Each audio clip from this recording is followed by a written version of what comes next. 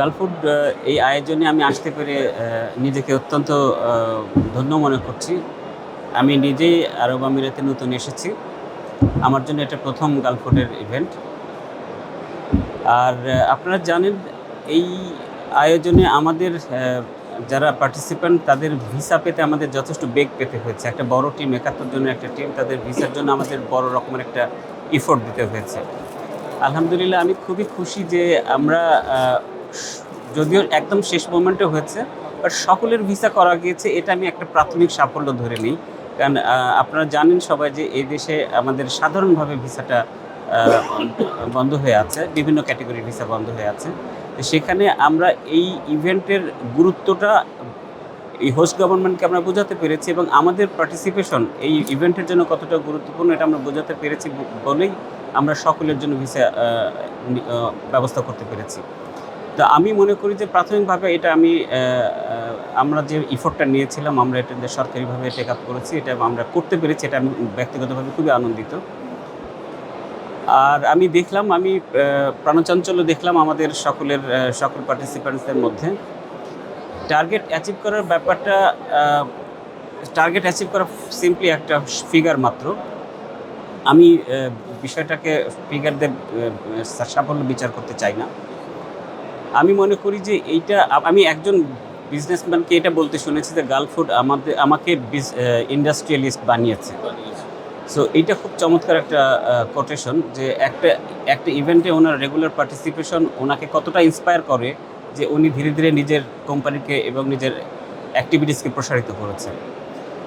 তো গালফুডের গুরুত্ব শুধু এটা মধ্যপ্রাচ্যের জন্য না, বেসিক্যালি আমি যেটা জানি যেটা হচ্ছে যে এই দেশে যে পরিমাণ বাংলাদেশি প্রোডাক্টস আসে তারা এখান থেকে পরবর্তীতে আফ্রিকার বিভিন্ন দেশেও সাপ্লাই হয়ে থাকে।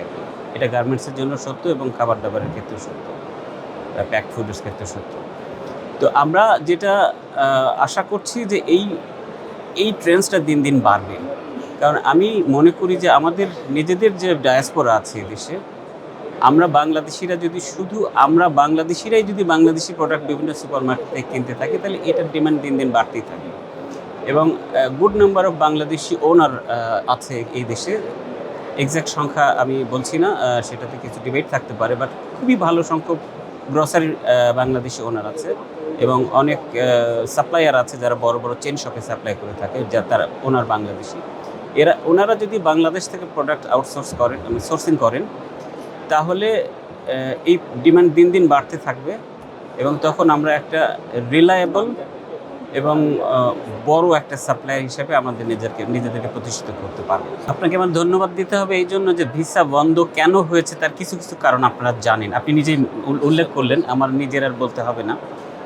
আমাদের কিছু কিছু ম্যাল প্র্যাকটিস আমাদের জাতিগতভাবে বলি আর এইখানে একটা কমিউনিটিগতভাবে বলি, আমরা আমাদের নিজেদের জন্য দুর্নাম করিয়েছি। তার মধ্যে একটা হচ্ছে জাল কাগজপত্র হাজির করা।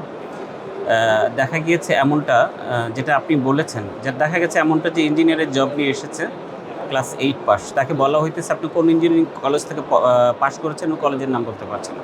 বেসিক্যালি যেহেতু ওই ক্যাটেগরির ভিসাটা খোলা ছিল, তাকে ওই ক্যাটেগরির মধ্যে ঢুকিয়ে দিয়ে তাকে মানে এজেন্ট যারা তার বলেও নাই যে তোমাকে আমি এই ক্যাটেগরির ভিসাতে পাঠালাম। সে আসছে, ও জানে যে সে একটা শ্রমিকের কাজ করবে এবং এটা নিয়ে আমাদের আরও সমস্যা হয়। যেমন ধরেন সে আসে আমাদের কাছে পাসপোর্ট, একটা শ্রমিক হিসেবে যেহেতু তাদের একটা ডিসকাউন্টেড রেট আছে, সে চাকরি করে কম টাকায় কিন্তু তাকে পাসপোর্ট ফি দিতে হইতেছে একজন প্রফেশনালের মতো করে। এগুলো অন্য সমস্যা। তো যাই হোক, এগুলো একটা রেপুটেশন ক্রাইসিস আছে আমাদের, এখান থেকে আমাদের বের হয়ে আসতে হবে। এটা লং স্টোরি। আমাদের এছাড়াও যে কোনো দেশ, শুধু জিসিসি সবগুলো দেশের ক্ষেত্রেই, শুধু ইউএই না, যে তারা একটা ডেমোগ্রাফিক প্রপোর্শন মেনটেন করার চেষ্টা করে। এটা শুধু বাংলাদেশ না, এটা অন্যান্য দেশের ক্ষেত্রেও প্রযোজ্য। তো ওই প্রপোর্শন মেনটেন করার জন্য বিভিন্ন সময় তারা বিভিন্ন রেস্ট্রিকশন ইম্পোজ করে থাকে। এটাও যেমন আছে আমাদের রেপুটেশন ক্রাইসিস, বা বিভিন্ন সময় আমাদের বিভিন্ন ইনসিডেন্ট হয়েছে। আমি এত ডিটেলসে যাচ্ছি না, আপনারা যেহেতু বিষয়টা জানেন এটা আমি ওখানে ছেড়ে দিচ্ছি। তো এইসব বিভিন্ন কারণে ভিসাটা বন্ধ হয়ে আছে। এই মুহূর্তে যেটা হয়েছে যে এই যে আপনাদের ৭১ জন পার্টিসিপেন্টের ভিসা জোগাড় করতেও আমাদের অনেক পরিশ্রম করতে হয়েছে। জেনারেলি এটা হয়তো বা তারা দিত না আর কি। এটা হওয়ার কথা ছিল না, এটা আমাদের জন্য আনফরচুনেট যে এখন বিজনেসম্যান আসবে, ইনভেস্টর আসবে, স্টুডেন্ট আসবে, ইভেন আমাদের প্যারেন্টসদের আসা কষ্টকর হয়ে যাচ্ছে। তো আপনারা জানেন সম্প্রতি মাননীয় প্রধান উপদেষ্টা ইউএই ভিজিট করেছেন ওয়ার্ল্ড গভর্নমেন্ট সামিট পার্টিসিপেট করার জন্য। এই সময়টাতে তার বিভিন্ন মিনিস্টারের সঙ্গে দেখা হয়েছে। প্রতিটা ফোরামে মাননীয় প্রধান উপদেষ্টা ভিসার বিষয়টুকু বলেছেন এবং এটাকে আমরা একটা আ অতি গুরুত্বপূর্ণ বিষয় হিসেবে কনসিডার করছি।